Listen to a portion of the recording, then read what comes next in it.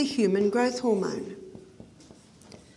Now, the human growth hormone is very active when we're growing. But when we stop growing, the human growth hormone goes into retirement. I stopped growing at 16, that probably doesn't surprise you. But my son William, he grew 2 inches from 19 to 22. He was very happy about that. He wondered if he'd ever grow. But when we stop growing, the human growth hormone goes into retirement. Look at it again in relation to weight. And it's the high carbohydrate diet that many people are eating today. I'm still mastering the art of saying one thing and writing another. So bread is very common. Cereal, there's a whole aisle devoted to cereal. And many people having bread and cereal for breakfast, by mid-morning they're wanting something else, so they reach for, and we're just going to say cakes, etc., because if we say everything, there's not enough room on the board for it. When you go into muffins and croissants and donuts and pasties and pies and pastries, etc., etc., etc. So we're just going to put etc. Also, pasta. I'm a 5th generation Australian Scottish descent. I didn't know what pasta and pizza was till I was about 18. So what did I grow up with? Sausages or chops, mashed potatoes, frozen peas or beans every single night of the week, except for Sunday when Mum would do a roast lamb. And everyone I knew ate like that. Our relatives ate like that, the neighbours ate like that. As a 5th generation Australian, I grew up in a little Presbyterian church. Everyone in the church ate like that. I came to the conclusion as a child that everyone in the whole world ate like that, but it's not quite true, is it?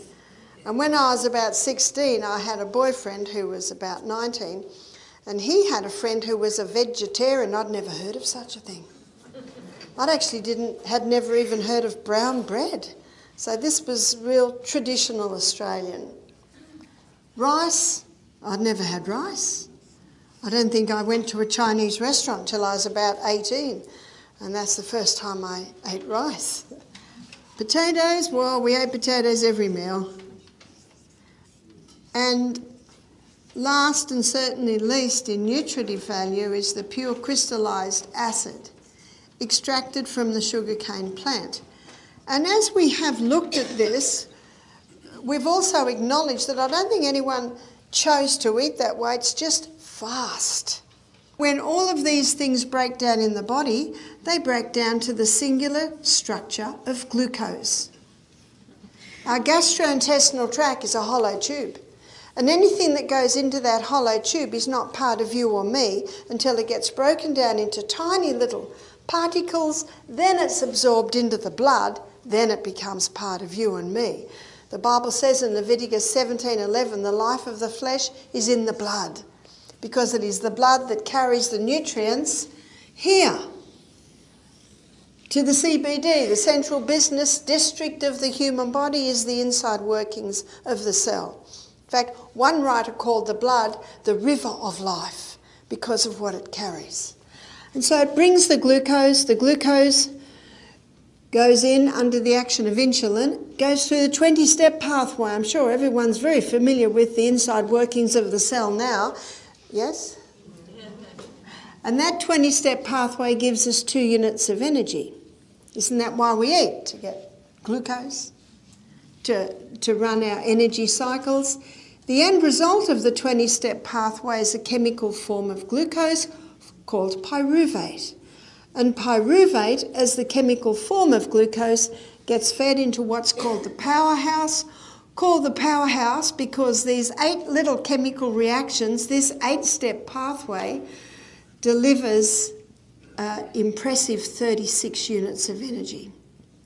And the reason why the 8-step pathway gives 36 units of energy is the presence of oxygen.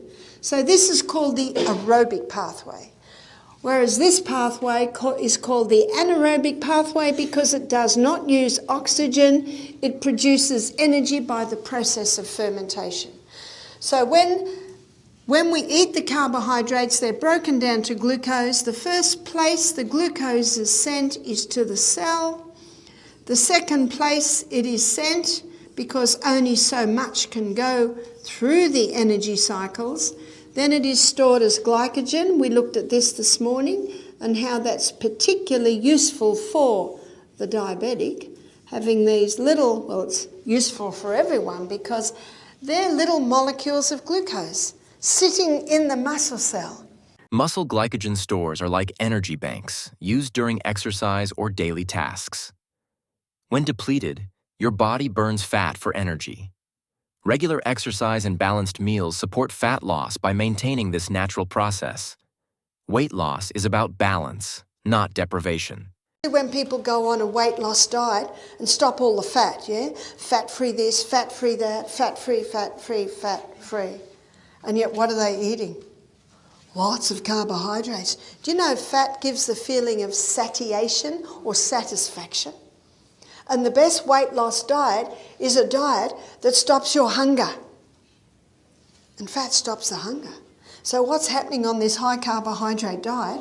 People have eliminated the fat and they're eating lots and lots and lots of this, not realising that that excess glucose, once we've filled up the energy cycle, we've filled up the glycogen stores, and so now the body sends it to the fat cells. And on this high carbohydrate diet, what's happening to Americans and Australians? They're getting bigger and bigger and bigger.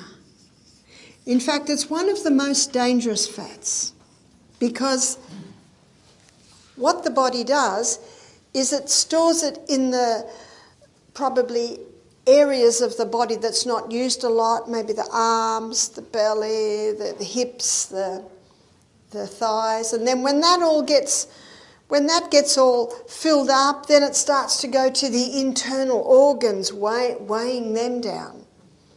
And in the book Wheat Belly, notice the title of the book, Wheat Belly, Dr. William Davis, he shows that sugar particularly, sugar and the hybridised wheat. And the hybridised wheat is found in most breads, cakes, cereals, pastas, pizzas.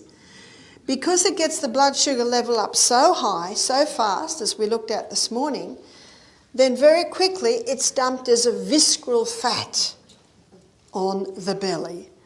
And in the book Wheat Belly, I think the word wheat belly he uses on just about every page. Showing this process. And another fact, another very misunderstood fact, is that glucose burns at 4 calories per gram, whereas fat, it burns at 9 calories per gram. Now this piece of information, which is fact, is in just about every weight loss book as proof that if you want to lose weight, don't eat the fat. It's going to give you more than twice the calories. But what the people don't understand is what a calorie is. A calorie is a unit of energy. And if you want a high energy food, what do you eat? Fat. It's going to give you more than twice the units of energy compared to glucose. But if you're eating more calories than you can burn, yes, it's going to be stored. Your brain is the fattiest organ in the body. It must have fat. The myelin sheath that is around the arm that comes out of the nerve cell, it's mostly fat. If someone's on a fat-free diet, on cholesterol-lowering medication, because that fatty substance is mostly cholesterol and it protects the nerve cell. So if someone's on a fat-free diet, cholesterol-lowering medication, and got a mouthful of mercury and eating fish every day to try and get some more protein, but they're having huge amounts of mercury and big exposure to chemicals, well, that's disaster. There's your Parkinson's disease, there's your multiple sclerosis, there's your dementia and your Alzheimer's, because then the brain cells are getting damaged. So we need to be having nice amounts of fats. How much? Well, not much. It's a very concentrated food. Maybe a teaspoon a meal, maybe not even that. You don't need much. I don't know about you, but I couldn't drink a cup of oil. No, not attractive. but you would be surprised how much oil a person is consuming when they eat a whole meal of, say, fish and chips and scallops, all that fried food. They're almost consuming nearly, probably between half a cup and 3/4 of a cup of fat. And it's damaged fat. That's the fat that is dangerous. There's no doubt about that. But because there are dangerous fats, unfortunately, they've all been classified as dangerous, but they are not. And we need some. Our brain needs some. 50% of the membrane around every cell in the body is fat, except for the brain cell, 70%. Fats are vital for the body, especially the brain, where 70% of brain cell membranes are made of fat. Healthy fats from avocados, nuts, seeds, and olive oil support cell function, regulate hormones, and curb cravings. Damaged fats from fried or processed foods, however, harm your body. For weight loss, healthy fats provide energy and keep your metabolism steady, while avoiding fats completely can slow metabolism and increase fat storage. Balance is key. Include good fats for sustainable weight management. One of the best things that you can do for weight loss is to eat breakfast like a king. I have to admit that I think I eat lunch like a king and breakfast like a queen, but whatever. And sometimes the queen eats as much as the king. Lunch like a queen, and then tea like a pauper, or you call it supper, yeah? I think that when I say tea, you probably think I mean a cup of tea, yeah? But we call an evening meal tea. And as one lady said to me, well, what do paupers eat? I said, sometimes nothing. What many people are doing today, and I see it in many countries I go to, they eat breakfast like the pauper, they eat lunch like the pauper, and the tea or the supper is the king and the queen together. It's really only probably the last 100 years that the main meal has been had at the end of the day. In fact, traditionally, the main meal was always in the middle of the day, especially before electricity, because they didn't have the light at night and it was just more convenient. So number 2 for weight loss, low carbohydrate. Low carb, high fibre.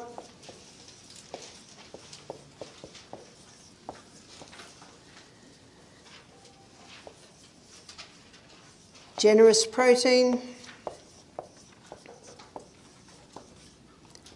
and healthy fats.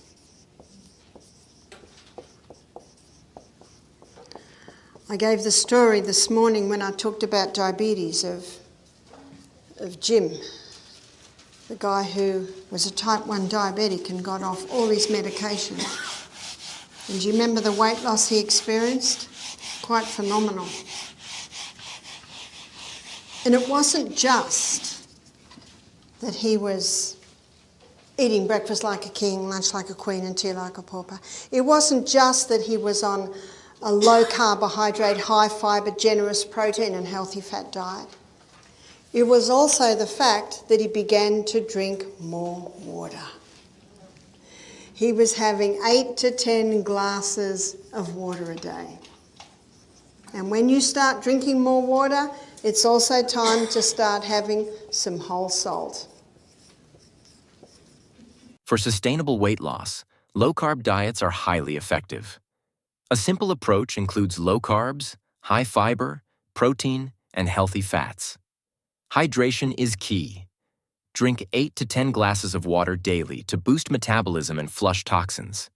Don't forget whole salt to maintain electrolyte balance for effective hydration. This combination of balanced nutrition, hydration, and electrolytes supports weight loss and vitality. Fats are also crucial for the body, especially the brain, where 70% of cell membranes are made of fat. Healthy fats from avocados, nuts, seeds, and olive oil protect cells and improve function. Avoid damaged fats from fried or processed foods as they harm your body. But it's the 4th point that I think made a dramatic effect. It all has an effect. And that was the high-intensity interval training. What I'm going to do now is I'm going to take you inside the cell and show you why the high-intensity interval training is so effective. So this is intervals of high intensity, intervals of recovery, and it's done for a cycle. And Doug McGuff, the heart doctor, he suggests 30 seconds high intensity, 90 seconds recovery for a cycle of 6. There's 15 minutes a day. Sorry, but no excuse. If you haven't got 15 minutes, start to write down how long you're on the computer, how long are you on the phone, how long are you on your iPad, how long do you spend watching television. And you will quickly see time to do some adjustments with your time. What I want to show you is what happens inside the cell when you do the high intensity interval training.